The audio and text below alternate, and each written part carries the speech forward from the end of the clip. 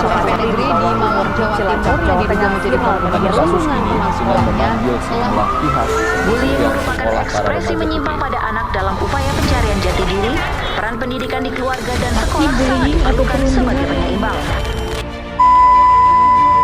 Kasus bully di Indonesia sudah seringkali terjadi.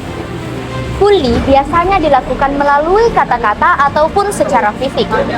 Bahkan, bully sudah bertebaran di dunia maya ataupun cyberbully. Menurut data KPAI, dalam rentang waktu 2011 hingga 2019, terdapat sebanyak 576 anak laki-laki sebagai korban bully dan 426 anak perempuan. Sedangkan 440 anak laki-laki dan 326 anak perempuan sebagai pelaku.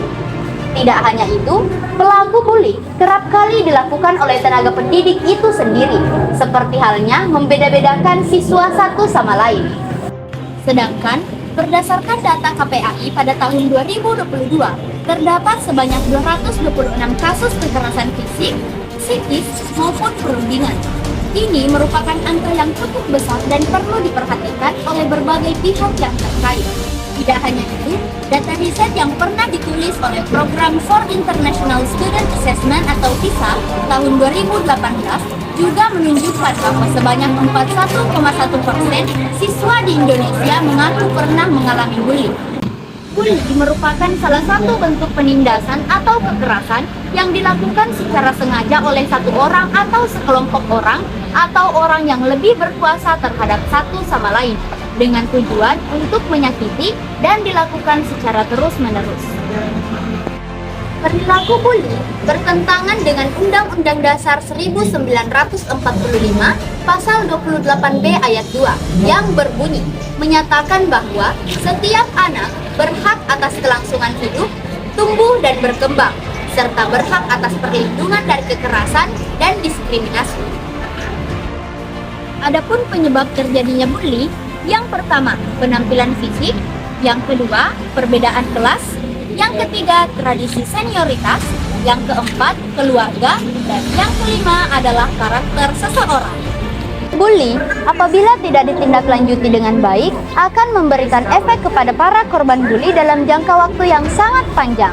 Karena bully dapat saja menyerang kesehatan mental korban, seperti halnya gangguan kecemasan, menarik diri dari lingkungan, depresi, dan yang paling parah adalah ingin mengakhiri hidupnya. Maka dari itu, kita sebagai generasi muda memiliki peran penting dalam pencegahan bully tersebut. Kita harus mengedukasi orang-orang di luar sana. Hal-hal yang bisa dilakukan untuk mengatasi bully tersebut, yang pertama, deteksi perilaku bully sejak dini. Segeralah hapuskan bibit-bibit bully sedini mungkin. Yang kedua, memberikan dukungan kepada para korban bully. Korban bully biasanya merasakan ketakutan dan kecemasan di lingkungan di mana ia mendapatkan perilaku bully. Maka dari itu, kita sebagai generasi muda haruslah memberikan dukungan kepada mereka agar mereka kembali merasa aman. Yang ketiga, menjadi teladan dan contoh yang baik. Bully biasanya terjadi karena mencontoh orang-orang di sekitar. Maka dari itu, kita sebagai generasi muda dan cerdas haruslah menjadi teladan dan contoh yang baik untuk orang-orang di sekitar. Adapun hal-hal yang bisa kita lakukan untuk melawan tindakan bully.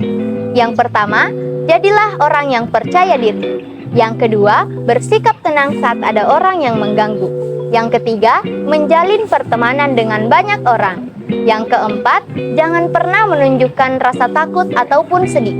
Yang kelima, jadikan bulian tersebut sebagai penyemangat untuk sukses. Saya, Wafifa Itsni Pratiwi, utusan Mandua Bone. Arif dalam berpandang, bijak dalam bertindak. Mari bersama hentikan bully. Say no to bully.